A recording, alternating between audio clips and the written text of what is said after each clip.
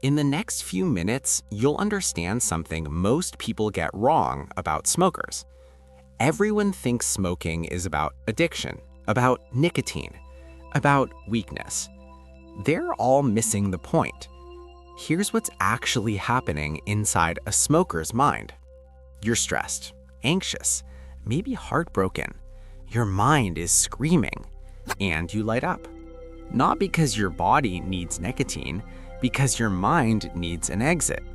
In that moment, smoking doesn't feel like self-harm. It feels like self-protection. Your brain floods with dopamine, but not because you're happy, because you just avoided pain, even if just for 3 minutes. And here's where it gets psychological. Your brain takes notes every single time. Emotional pain equals cigarette equals relief. Do this enough times and your brain rewires itself. The next time stress hits, your brain doesn't search for solutions, it searches for cigarettes. This is what psychologists call conditioned emotional response. But it goes deeper.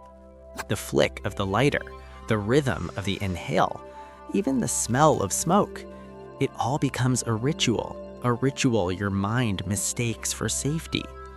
People who smoke aren't just addicted to nicotine, they're addicted to what smoking represents: control, pause, escape. Let me show you what this looks like. Sarah, 38 years old, smoked for 20 years. Her therapist asked her one question: "What were you feeling the first time you ever smoked?" She paused. "My parents were fighting. I was alone in my room, scared." "And what did the cigarette do?" "It gave me something to do with my hands, something to focus on. I felt less alone." There it was. For 20 years, Sarah wasn't smoking to feel good. She was smoking to not feel bad. This is the psychology of smokers. They're not running toward pleasure, they're running away from pain. And their brain? It's been keeping score.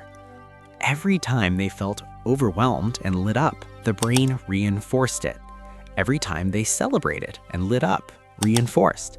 Every time they were bored and lit up, reinforced. The brain built a highway. Emotion leads to cigarette, leads to relief.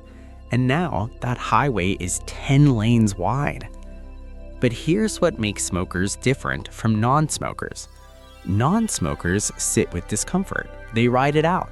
Smokers don't. They've trained their brain to believe discomfort is dangerous.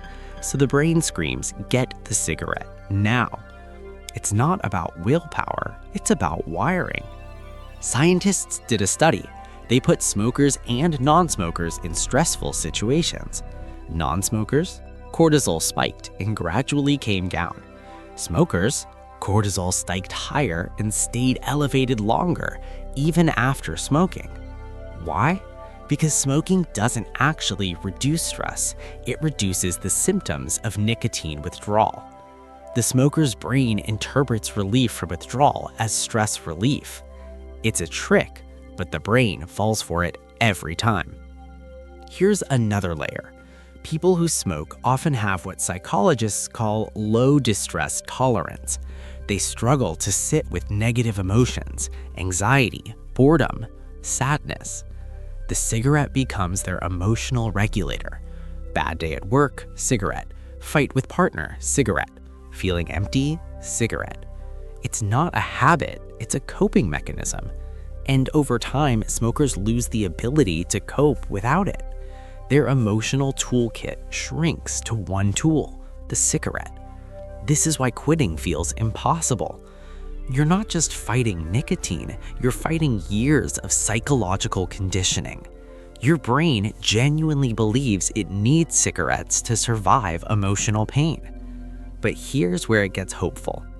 Sarah's therapist gave her an assignment. Next time you crave a cigarette, sit still for 5 minutes. Don't fight it, just observe it. What will that do? It'll teach your brain that feelings pass, even without cigarettes. First time, she lost in 90 seconds. Her hands shook, her chest tightened, but she didn't smoke. Second time, 3 minutes. By the 10th time, something shifted. The craving came. She sat with it. After 5 minutes, it passed. Her brain learned something new. We can survive this. The highway started to crack. This is called extinction learning.